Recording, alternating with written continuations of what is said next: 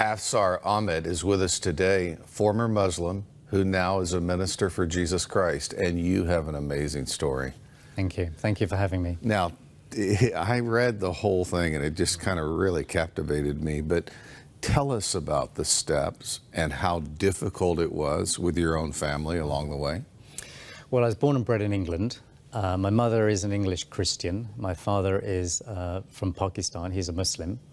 When they got married, my father forced my mother to become a Muslim.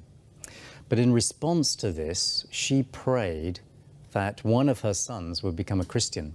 So I always start my testimony there because I really believe that God answered that prayer, you see. Whilst growing up, my father always made sure he took us out of primary school, especially at Easter time and Christmas time, because he didn't want us to hear the messages connected with these events, you see. In secondary school, I made a cross in metal workshop, painted it silver, kept it in my handkerchief. If you would ask me why I did this, I have no idea why I did it. And then the other recollection I have of Christianity was that they gave us, the school gave us a small little New Testament, a Gideon New Testament. I didn't read it, but I just simply carved a cross on the front of it, and I kept it in my bedroom. Now, a couple of years later, that became an issue because my parents wanted to emigrate to Canada, and my father was going through my things to see what I could take with me, and he came across this little Bible, you see, and he became very angry, and I saw fear in his eyes, and I wondered why.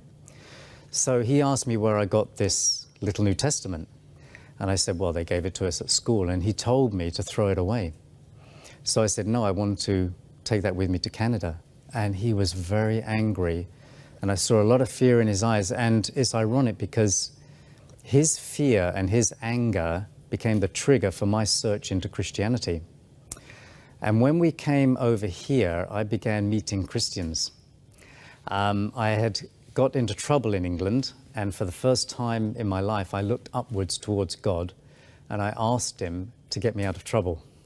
And I did get out of trouble, and to thank the God, I began saying the Lord's Prayer as they taught us in school.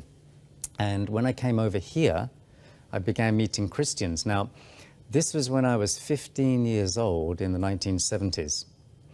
And in those days, the Christians used to wear badges with I Found It. I don't know if you remember that. Yeah, Campus Crusade. Okay, all right, I didn't know that. Yeah. But I think the idea was that unsuspecting people would ask these Christians what they found, and they would come scooting over and share the gospel. So the Christians shared with me that I could have a personal relationship with God through Jesus. Now, when I heard that, I was shocked, because as a Muslim, I was always taught that Allah is unique and distant. He has no associates, he has no partners. And there's no assurance that you go to heaven. In the main, no. No. Only Allah knows. Exactly. I've had many cabs tell me that. Yes, exactly. He's the one that decides who goes to heaven and who goes to hell. So when they shared the message of Jesus with me, I rejected it because I could not believe that somebody could have a personal relationship with God through Jesus. I mean, you couldn't even, have a very distant relationship with Allah. Never mind a relationship, never mind a personal relationship. So I rejected it. And my brother and I applied to a government-sponsored farming program. We were accepted along with about 40 others. And this is where you met the young lady. Yes, exactly. A part of the requirement of this program was that we were supposed to go to this farming weekend. It was a weekend seminar to teach us a thing or two about farming so that we would be helpful to our farmers. It was a summer program, so we were to live on the farms for the summer. And at this weekend farming seminar, I met this very zealous lady. She was very zealous for the Lord. And she shared the gospel with me, and I said, I'm sorry, but I cannot believe that. And she kept on sharing, even during the lessons. And I said, at one point, I said, we're not going to learn much about our lessons, but she didn't take a blind bit of notice, but simply carried on sharing with me the gospel. So it got to a point where she said, all right, she said, I'm going to prove to you that my God is a real God. Now, I don't say that, and I would have to say I was intrigued by what she said. So I said to her, I said, how are you going to do this? And she said, well, I'm going to demonstrate for you an answer prayer based on my personal relationship with God. So I said, what prayer? And she said, I'm going to pray that you go on a farm where they're all born-again Christians. And she actually said this. She said, and where you get the gospel rammed down your throat for 2 solid months. I immediately I love said, this part of the story. yeah, I immediately said to her, I said, Allah is not going to answer that prayer. I was angry because I said to her, I said, we do not tell Allah what to do. He tells us what to do. It's the other way around. Right. So she said, I believe that God will answer that prayer. And we were arguing all the way until we left the seminar. So I went home and I packed a little suitcase. My father dropped me off at this farm. I went to the door, I knocked on the door, and this tall, thin Dutch-Canadian gentleman named Jerry, a lovely man, who answered the door.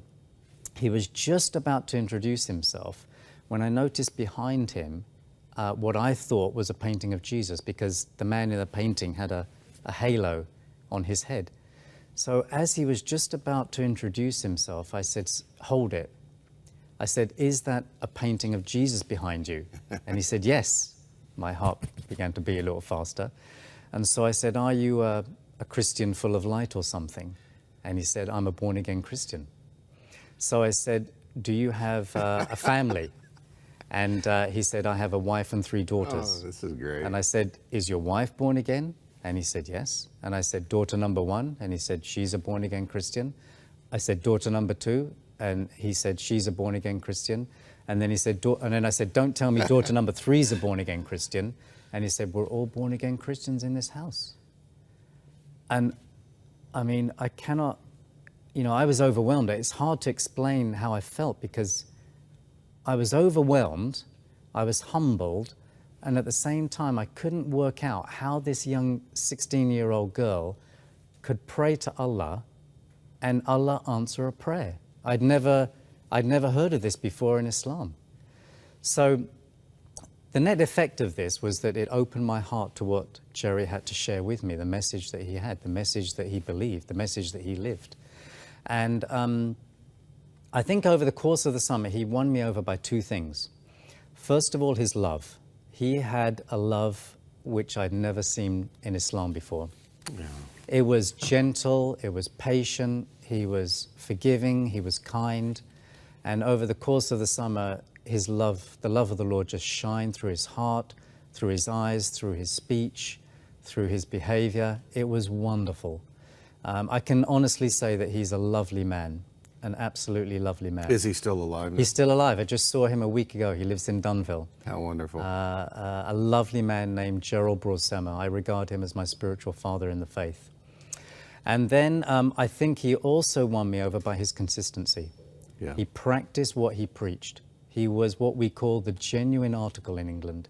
He was consistent.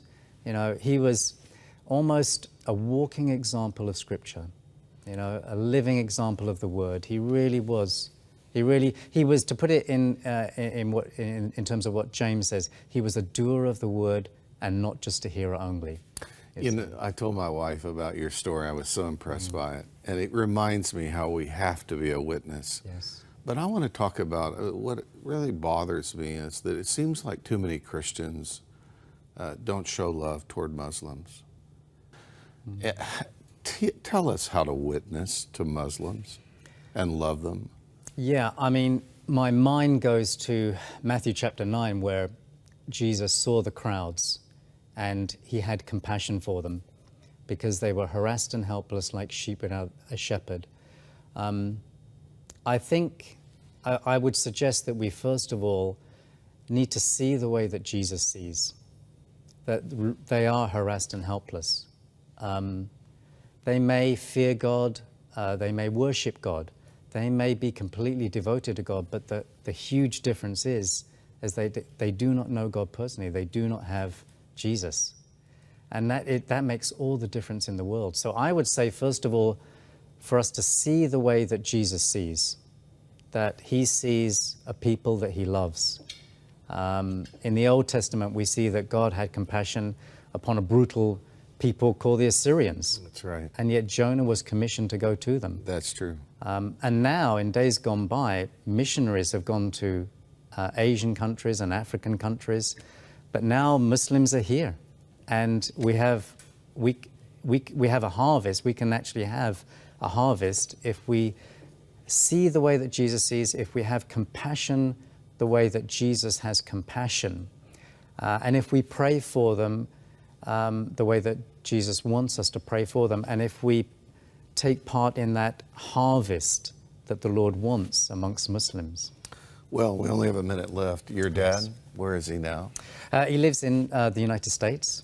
And how about your family? Have any of them come? No. My mother has some sort of faith, but my father is a Muslim. And I have a twin brother who is also a Muslim. And you're praying for them? I am praying for them, yes. Afsar, your testimony is, it just really touches me to the core. Well, I thank God for his grace in my life. I give him 100% of the credit, 100% of the glory, because he's the one that has come down to me. And you're a minister now in England. I'm an outreach lay worker, so for a Methodist circuit in Buckinghamshire, and I try to help 2 churches on the circuit grow in the Lord. Well, we're thankful that you came today, and we're going to continue to pray for you and for your entire family. Thank you very much for having me.